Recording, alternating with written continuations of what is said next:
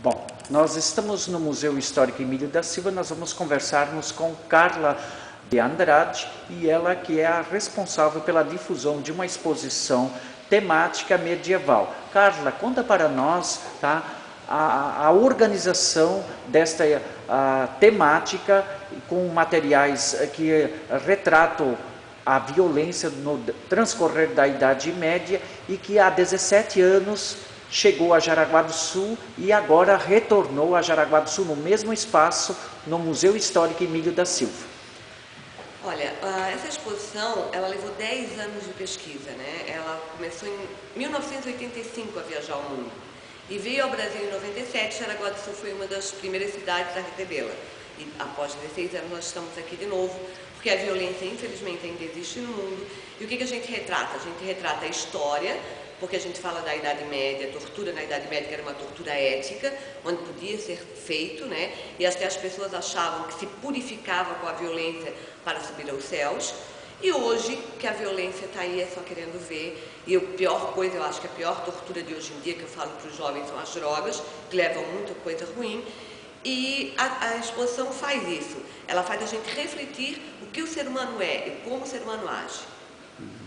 Certo. Os educadores, os professores que têm o comprometimento com a paz, tá? O que eles deverão observar detalhadamente para motivar um conjunto de reflexões na sala de aula? Quando nossos estudantes vêm à exposição, eu primeiro explico todas as peças, falo sobre a Idade Média. Depois eu falo sobre 4 períodos históricos, que é a Idade Média, a escravidão, o nazismo e a ditadura militar. Depois eu falo da tortura de hoje. Então eles ficam um pouco chocados, porque eu acredito que nossos estudantes hoje, eles levam a tortura, a violência muito cotidiana, já virou banal. Então é isso que os nossos jovens não podem levar a vida deles à violência como uma coisa banal. Tem que ser uma coisa errada e eles têm que se chocar com isso. Então eu faço esse trabalho. E depois os professores continuam na sala de aula falando sobre a violência no nosso país hoje. Certo. Observando o conjunto de peças de épocas, né? Como é que isso chegou ao Brasil? De que forma vocês articularam internacionalmente para que, como você colocou, essa pesquisa fosse realmente algo que sensibilizasse as pessoas a respeito de uma questão tão ainda controversa na história da humanidade, a questão da violência? A Associação de Historiadores e Pesquisadores de Verona, da Itália, tem um curador, que é o professor Franco Gentili, ele que teve a ideia de trazer ao Brasil essa exposição, tanto que ele veio para ficar um ano só, e o nosso Brasil não é Europa, o nosso Brasil é muito vasto, então a gente está até hoje, há 16 anos viajando, e as peças são de vários museus da Europa, é uma doação temporária. Enquanto esse museu for itinerante, as peças ficam com a associação. Depois, cada peça volta para ser um museu de origem. Tanto que aqui a gente tem peça da Áustria, da Espanha, da Alemanha, da Itália. Então, é uma doação temporária. E eles fizeram toda essa pesquisa para realmente levar a cultura, a história e para conscientizar a humanidade que a violência não precisa ter violência para chegar aonde a gente quer chegar.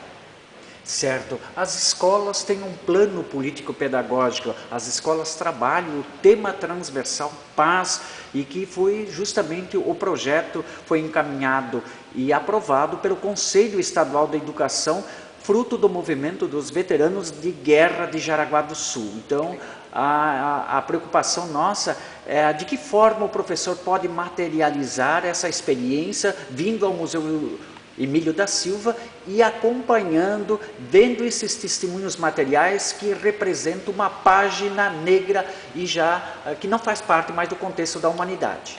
Aí que está, mostrando a realidade, mostrando a história, porque a gente não pode esconder a história debaixo do tapete, né? A história tem que ser colocada para que isso não exista mais. Então, por exemplo, a tortura, como se tivesse a exposição do nazismo aqui, pode aparecer um outro Hitler aí, querendo uma humanidade pura, e aí começa toda uma coisa, né, terrível, como aconteceu no Holocausto.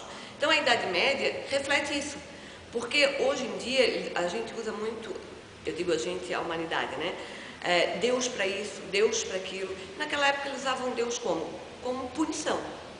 Era um Deus bravo, era um Deus que só punia, ele não amava, ele punia.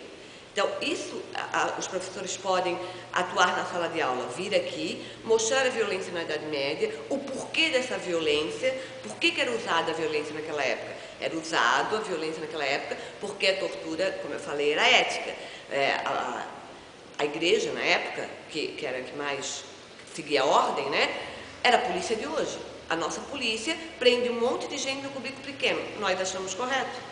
Daqui a 500 anos, vão dizer que nós somos bárbaros. E assim o homem vai evoluindo. Então, eu acho muito importante mostrar a história para os alunos, para que eles reflitam sobre isso. O quanto o homem já mudou, já melhorou, e quanto o homem pode melhorar ainda. Correto. E quem é a Carla Andrade ou de Andrade? A Carla Andrade é a coordenadora do museu. Eu viajo com o museu aonde ele for. Eu trabalho com eles há 16 anos. E eu adoro meu trabalho. Adoro trabalhar com o ser humano, principalmente com nossos adolescentes, porque eu gosto de mostrar para eles o que eles podem melhorar. Eu sempre costumo dizer para eles que eu sou velhinha e já vou embora daqui a pouco, mas eles são o futuro do nosso Brasil. E o que eles têm que fazer? Aí eu falo até de um trabalhinho de ciências que a gente faz aqui da série, que é botar um feijãozinho num copo e ele vai brotar.